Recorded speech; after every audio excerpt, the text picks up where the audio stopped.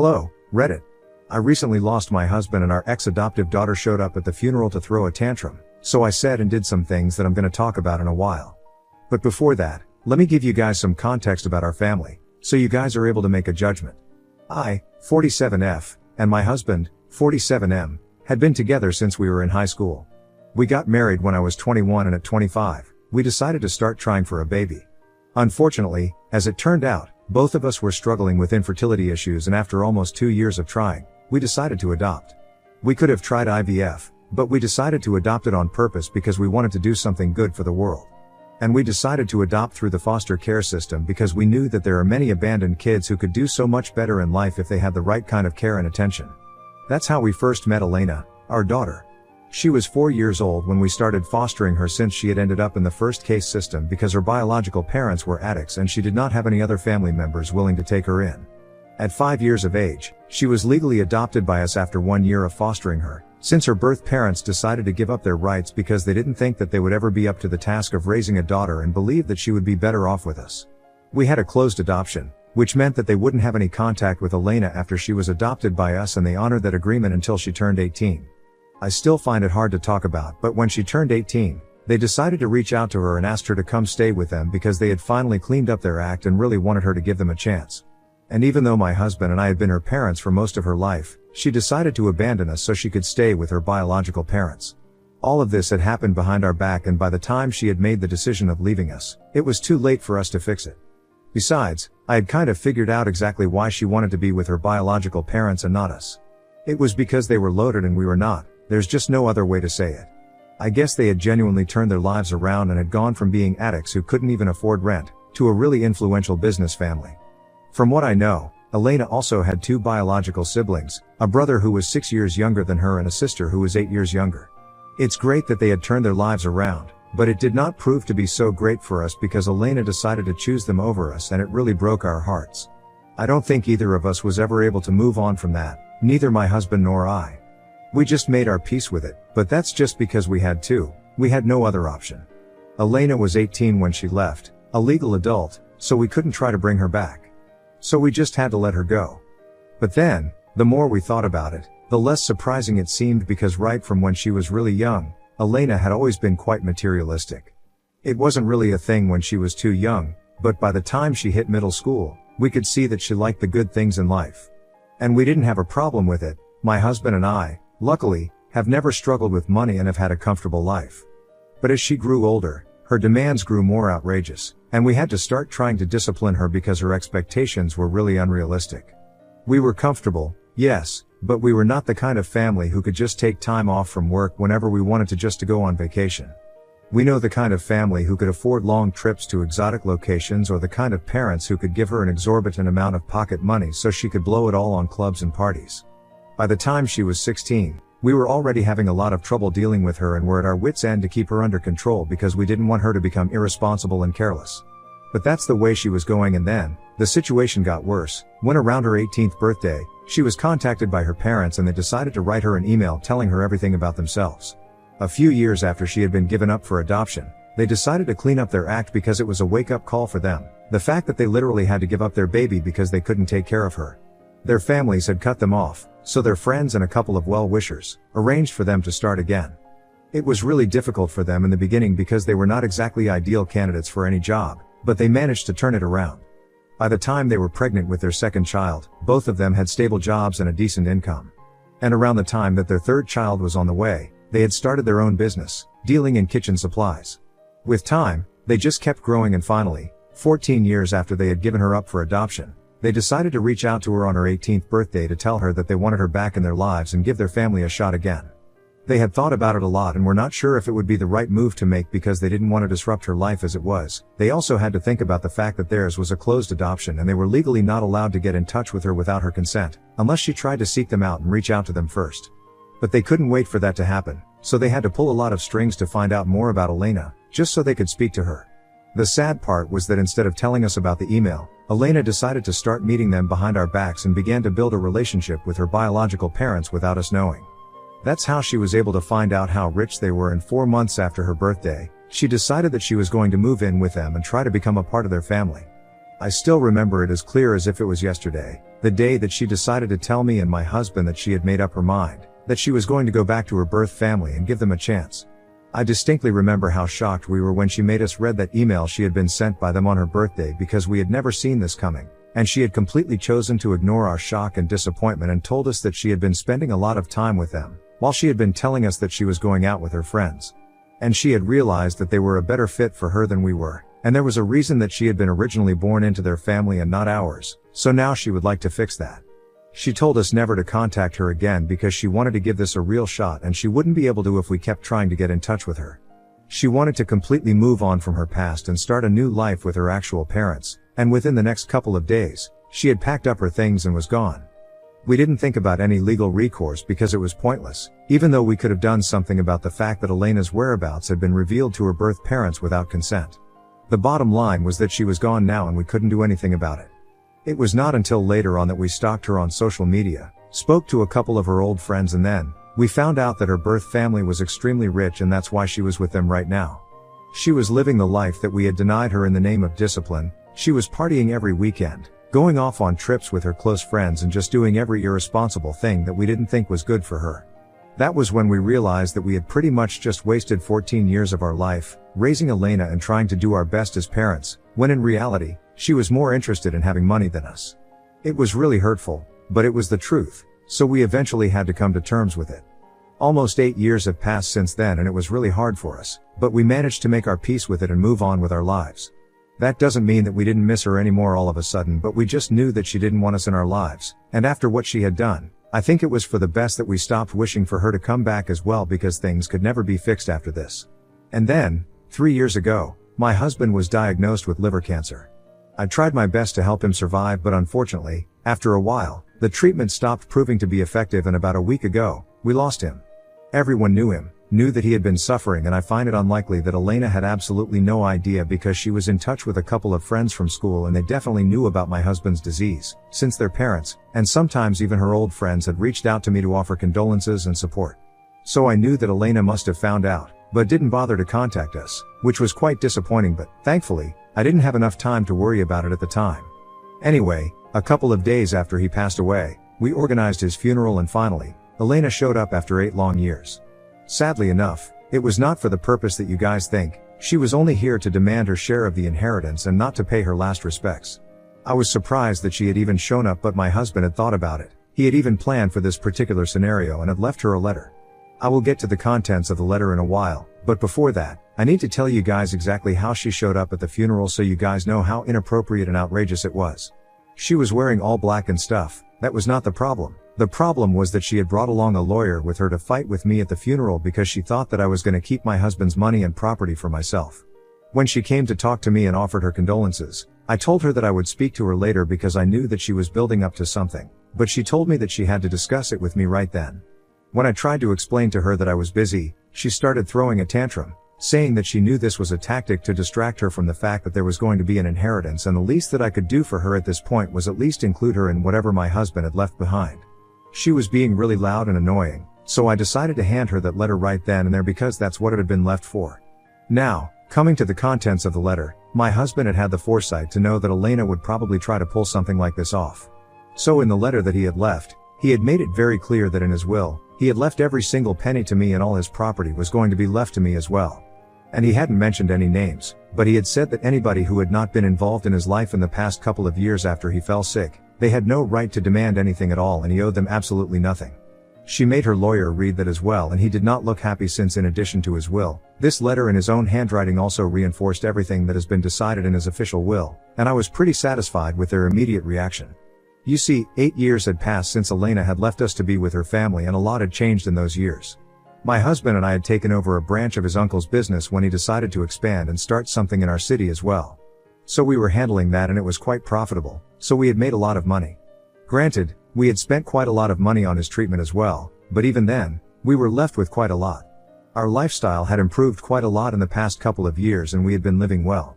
And I guess Elena is like a bloodhound at this point. She can just sniff out who has money and come to them to demand her share. That's what she did with her biological parents, and now, she intended on doing that with us. Any lawyer worth his salt probably would have known that in Elena's situation, she had no right to be demanding anything from us, especially since she was 26 and for the past 8 years, she has had absolutely no contact with us. I don't even know what that guy was thinking, coming along with her, but I knew that that letter had dashed all her hopes of getting anything out of us. After reading the letter, a couple of times, she immediately started sobbing. And I don't mean the quiet kind of weeping while looking down at the floor. She literally started howling and threw herself onto me to give me a hug so she could cry on my shoulder. She started apologizing really loudly about everything that she had put us through in the past, saying that she had been ungrateful, and that she had learned her lesson, but now, all she wanted was to be there with me. She kept telling me how sorry she was that she hadn't visited in the past 8 years and hadn't even bothered to speak to her father, even after finding out that he was sick. She just kept apologizing for everything, but at that point, it was too little and much too late. Besides, I was disgusted by the fact that she had gone from throwing a tantrum for the sake of the inheritance to pretending to be sad about my husband's demise within a couple of seconds, as soon as she found out that we didn't want anything to do with her anymore. I felt like it was all an act that she was putting up, so she could mourn with me and show me how sorry she was so I would cut her some slack and take her back. I didn't know exactly what was going on in her life, but I knew that she was in some sort of trouble, because otherwise, I didn't think she would come back here. Especially not with the purpose to demand her share of the inheritance, given that her biological parents were pretty well off. I had realized all these things while she had been reading together, so when she had been crying on my shoulder, I was so disgusted that I threw her off within a couple of seconds and she was shocked that I had shoved her. I then told her to stay away as loudly as I could, because, at that point, I really didn't care about my volume. I was so upset. I told her that I did not want her in my house anymore and that she was making a mockery out of my husband's funeral with her antics.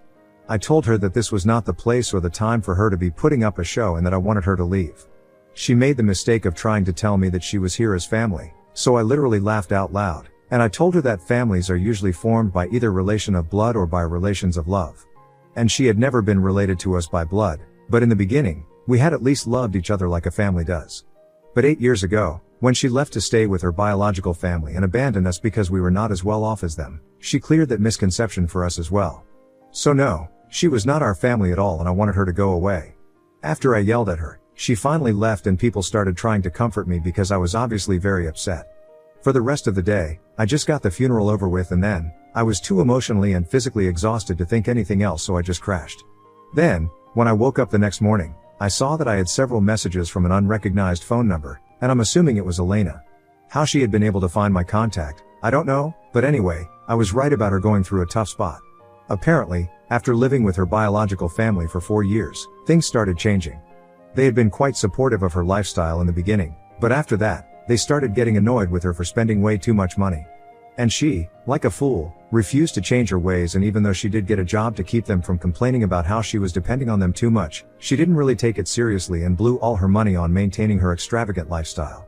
So basically, it was her irresponsible and callous attitude that led to her falling out with her biological family as well. About 4 years ago, they finally told her that they couldn't support her anymore because it was clear that she was planning on mooching off of them for the rest of her life, and they didn't think that it was fair because even though she had come back to spend time with them and build a relationship with them, she was so busy trying to show off for the world that she had barely spent any actual time with them. So they wanted her to move out, get her own place and start living separately. They were open to her having a relationship with them, but it had to be for more than just the sake of money since they had started to feel like she was using them, which they were right about. She had a huge fight with them and moved out, but didn't contact them again, purely because of her overinflated ego. They didn't try to get back in touch with her either, and she knew that she couldn't come back to us after everything that had happened. She was too embarrassed and ashamed. So for the past 4 years, she had been trying to make it on her own, but it had been pretty difficult for her because the job market was tough and she hadn't even been to college. Even when she found out about my husband's sickness, she had intended on reaching out to us, but then again, it was the fear of rejection that had stopped her. And for not getting back in touch with us, she was really sorry and said that she genuinely meant her apology for everything that she had put us through. But, she was also very disheartened by the fact that I had told her that she was not our family on the day of the funeral.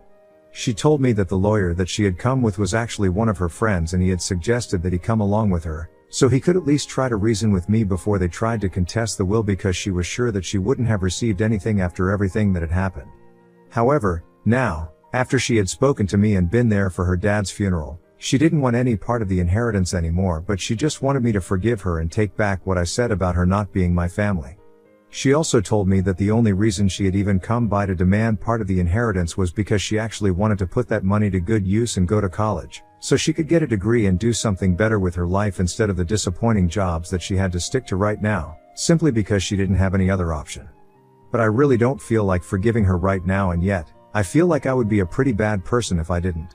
I have been holding out on making a decision for the past 1 week, and now, I feel like it's time to make up my mind instead of going back and about this inside my own head constantly. So Wibta, if I refuse to take back what I had said to my adoptive daughter, that she was not my family? Update 1. Hello, Reddit. First of all, I would like to thank everybody who took out the time from their day to comment on my post and give me advice, comment about their judgment, and for all the condolences. I know that my husband is in a better place now, and while I do miss him and think that if he had been here, I would have found it much easier to deal with this dilemma, I also think that I need to respect his wishes as well. It was pretty clear to me that he didn't want anything to do with Elena anymore, and I really don't want anything to do with her either. I had become quite emotional since she had returned so suddenly, and on top of that, I was also coping with the loss of my husband. So I wasn't thinking straight, but I don't think Elena deserves to be forgiven. Even when she showed up on the day of the funeral, it was an intention to demand her inheritance. She didn't show up because she cared for her so-called family. And with that in mind, I finally responded to her message and told her that I was not going to take anything back, and neither was I going to forgive her. She had dug her grave, and now she needed to lie in it. There was nobody who could fix this for her because the situation that she had created was just that nasty. I wished her the best for the future, and then I told her never to speak to me or try to contact me again. Then, I blocked the number that she had texted me from. As for who had given her my contact info or my address, since my husband and I had moved away a couple of years ago, I don't know who did any of that, but when I find out, they will definitely pay for it. Update 2. I just found out who it was who had told Elena where I live, and what my contact info is, and surprisingly, it was my mother. I didn't see that coming because she had known about how terrible things have been with us, but she told me that Elena had said she wanted to come apologize to us. So she really had no idea that this is what she was going to do, and she apologized to me, wholeheartedly, for giving my personal information to Elena without asking. And I forgive her because honestly, she's getting up there and I'm sure her intentions were not bad. Had it been anybody else in her place though, I'm not sure I would have had the same opinions, but my mother is in her 70s now and I've already lost my husband. I don't want to get into a fight with her as well, especially when she was just a bit misguided, but didn't have any bad intentions. And she has apologized, so that's that. Update 3. Hello, Reddit. 6 days ago, I had blocked Elena's number after sending her that message, and I really didn't think that she would try to get back in touch with me again. But she showed up to my house once again today and I refused to let her in, but she just kept sobbing right outside my door and kept telling me that she was really sorry about everything, but she just needed to speak to me, and I really had to give her a chance to explain herself. It was incredibly hard for me to deal with that kind of thing because I'm still grieving and I'm not in a very emotionally stable place right now.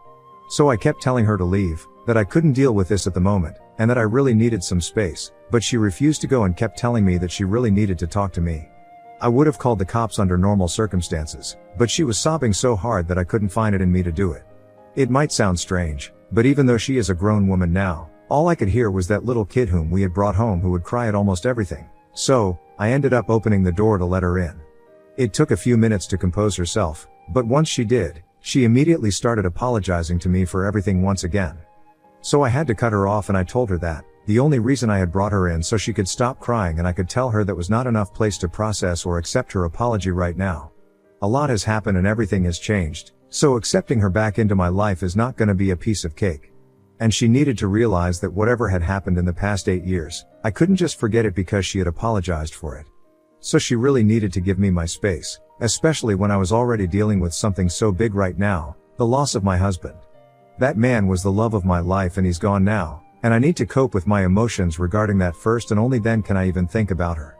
I explained that to her as politely as I could, and after a few minutes of silence, she told me that she understood and that she would be waiting for me to contact her. She scribbled her contact info on a notepad and told me that she was going to leave me alone now, that she was still very sorry about everything and she was even sorry about behaving like that, and then she finally left. I don't know if I'm gonna be using that contact info to get in touch with her anytime soon, but I'm glad that both of us got the closure that we kind of need, so I really don't regret inviting her in so I could speak to her and get this out of the way. Update 4. Hi, Reddit. 5 months have passed since I lost my husband, and slowly, but surely, I've been trying to get my life back to normal. Although, I'm not sure what normal means anymore because for me, a normal life always included my husband's comforting presence. Now that he's not here, I'm just getting used to doing everything that I used to do before, just without him.